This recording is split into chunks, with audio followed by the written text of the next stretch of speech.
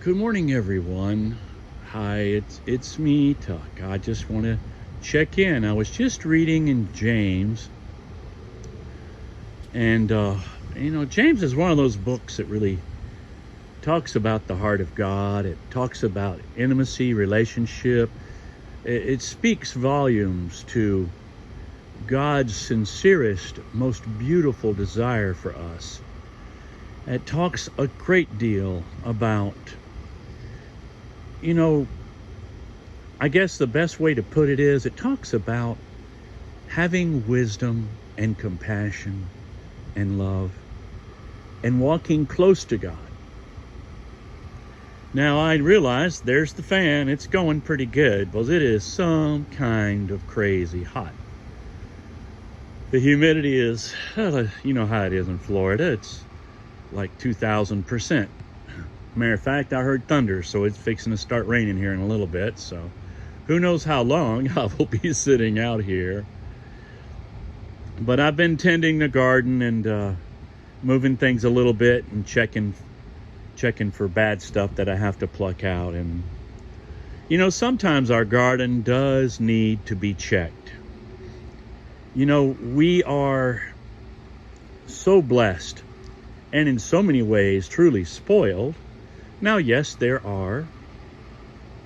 people getting COVID that love the Lord, and there's some bad things. I mean, I had COVID about 3 or 4 months ago, and I was locked down here at the house for, a couple of weeks, and not feeling too great. So, I don't wish that on anyone. I don't want to tell anyone what they should do. I just want to ask everyone to pray and ask God for guidance. Just like my garden needs a few weeds pulled, it needs a few things moved around.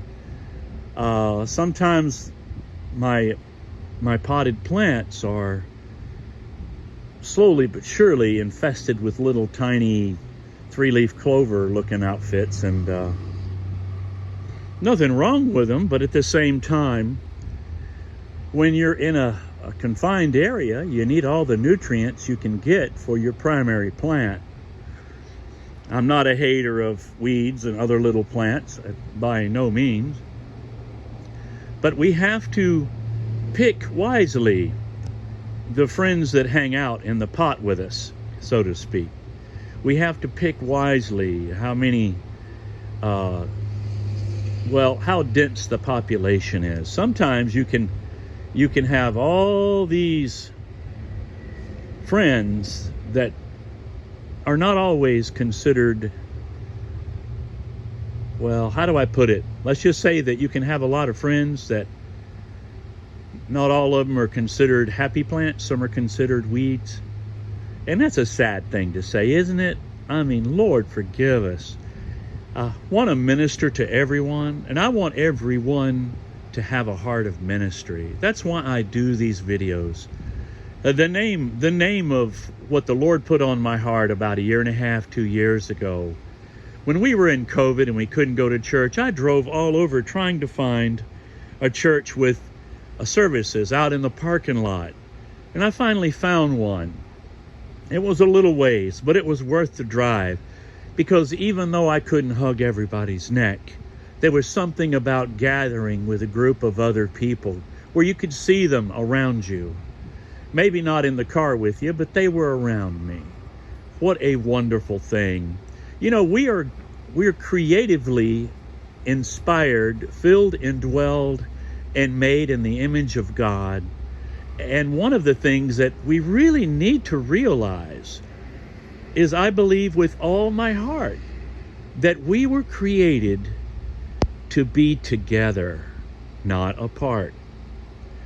Now, yes, I know, it's COVID. We can't always do that. Well, you can't always do many, many things. But the trick is, when you can do it, we should be doing it. Let me get a shot of the girls. There's one. That's Lil. There's Mama. Hey, Mama, you heard me, Lily? Did you hear me say your name? Okay. That's my baby girls. They're sisters. They were born at the same time, and let's see, I believe it was May 28th. They turned 5 years old. Yay! But we had a little birthday get together, and it was neat. Had special treats and a kind of a travel day. You know how puppies love to do the righty thing, you know, and I say that word carefully because they get all excited if I say it.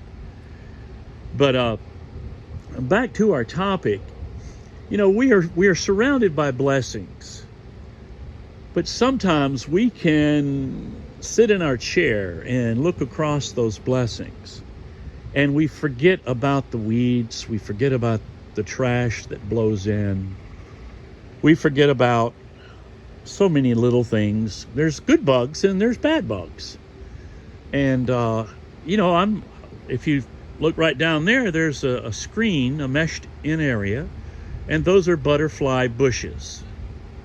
And I have done a piece of screen up in the air laying across the top of them to keep the birds from swooping down and picking up all the little butterfly cocoons.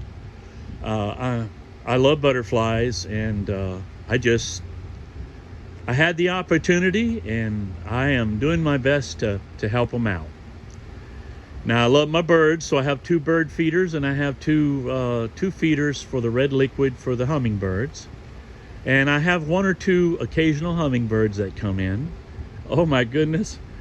Molly's shaking. She heard thunder, so she's my mama. She's my baby girl that hates a storm. Lily, Lily's interesting because when she hears thunder, she doesn't shake and freak out. She draws closer to me or her mommy.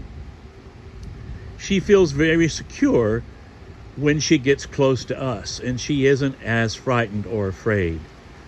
And sometimes God uses things like that to teach me.